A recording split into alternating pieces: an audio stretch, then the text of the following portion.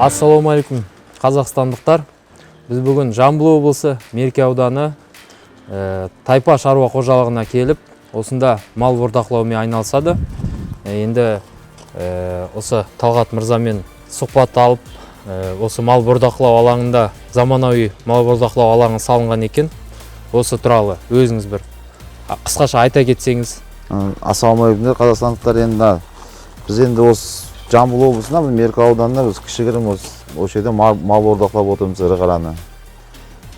Мына жабық алаңында бізде 150 басқа дейін орын бар.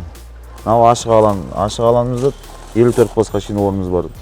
Осы жерде мен байлап күнделікті малын жайғап, азанда сағат 7-те, 7:30-да да балдар жемін шөбін береді.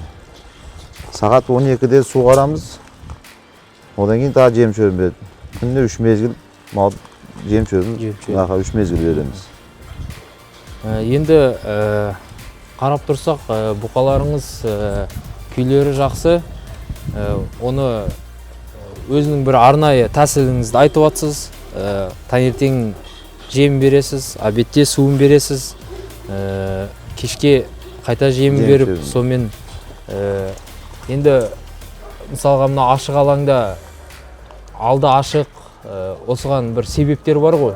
Қазір уже көктем шықты, соған байланысты бір күннің қандай бір әсерлері бар, малдың денсаулығына қандай пайдасы бар, сол туралы өзіңіз ойыңыз қандай? Енді бұл ашық алаң дегеніміз, енді ашық алаңда негізі қазір осындай биыл енді қыс жылы болды. Соған қарай сырт жақсы болды. Негізі суық болады. Көбінесе біз жабық алаңға балаймыз. Енді мұнда сізде көріп тұрқ, сіздерде өздеріңіздің мал сою алаңы бар. Соған малды апару тәсілі, мұн жерде электронный весиларыңыз тұр. Траппен барып, весиға салып, одан кейін бойняға кіргенге сол сою процесін айтып өтсеңіз.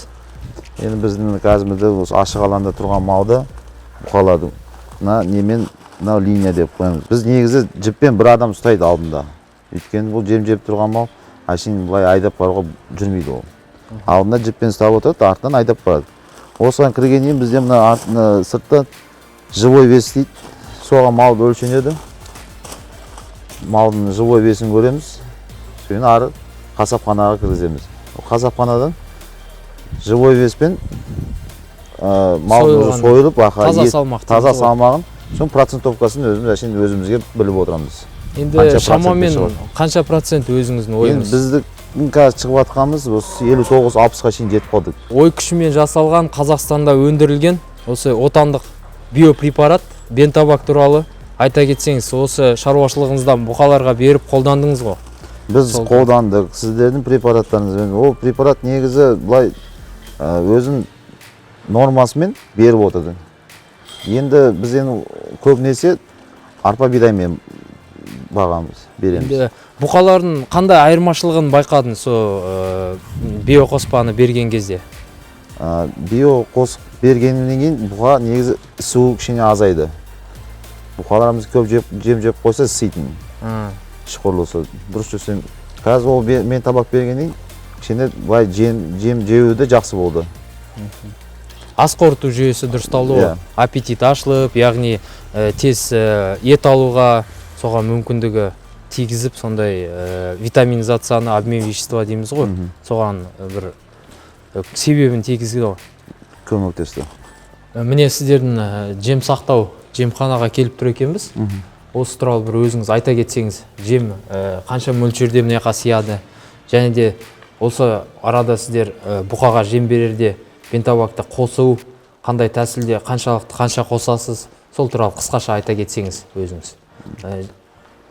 Енді біздің жемханамыз, осы жемханаға негізі 70-80 тоннадай жинаймыз.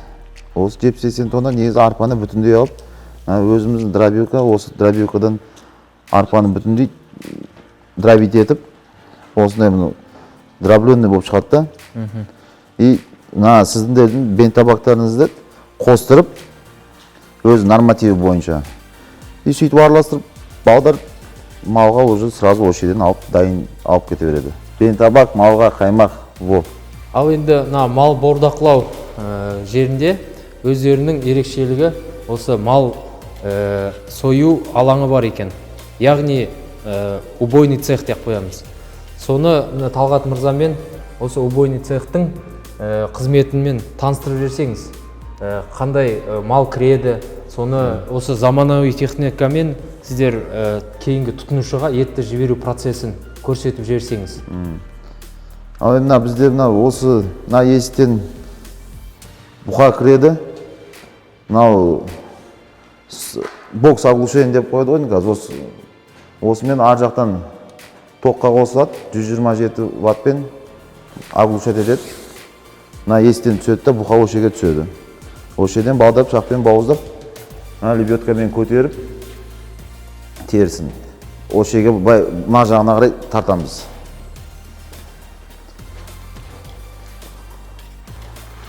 Осы жаққа келгенде екі бойшық бала тұрады, екі жағынан. Ана цепті алады, өзімен тартып, терін екі жағынан іледі, надрезка жасап. Лебедка осы тартып, шкура съемный аппарат деп қойылған. Яғни теріге пышақ тигізбейді ғой? Теріге пышақ тиді, только алды жағын кішкене көмектесіп береді. Қалған бәрін осы лебедка аппарат өзі жай терін жай сыпырып алады. Ешқандай ауыр қолмен жұмсалмайды, бәрін техника. Техника, в основном соңғандай осы нелерге үйістеп жатырмыз. Ары қарай жүргенімізде мына пила неге төсін кескенге.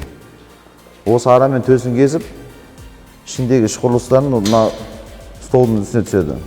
Ары қарай уже тазалап, қыздар сөйден уже тазалап алу береді. Өңдеп пайдалы керек заттарын кейінгі өндірістік орнына жұмсалуына жібересіздер ғой, яғни. Безотход производство деп қоямыз ғой. Соған. Ары қарай келгенімізде уже малдың сыртында шығырлысы да жоқ, терісі жоқ кезде мынау арамыз бір бала, бойшық бала көтеріледі де, омыртқасынан, бел омыртқасынан ровно екіге бөлеміз. Осы арамен.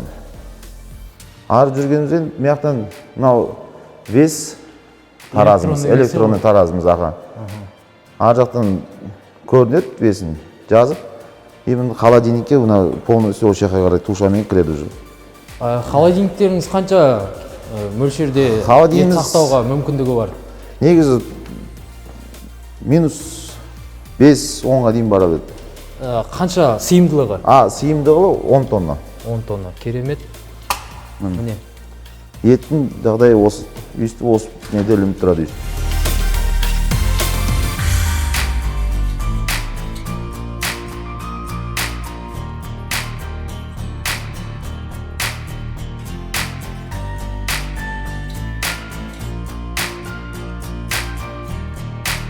Пышақ енді мал сойғанда пышақ қолданады ғой. Соның сақталуы қалай болу керек екен, сол туралы айтып жіберсеңіз. Сіздер де мында көріп отырық, міне пышақты арнайы ящикке салып қойыпсыздар. Ол сол қандай мақсатта салдыңыздар? Бұл енді пышақтына қосылады. Осы келінгеннен кейін бір 5 секунд, 10 секундқа қосып қойады балдар. Сыртынан ультрафиолетпен кішкене микробтарды өлтіреді. Термообработка жасайды. Өте керемет.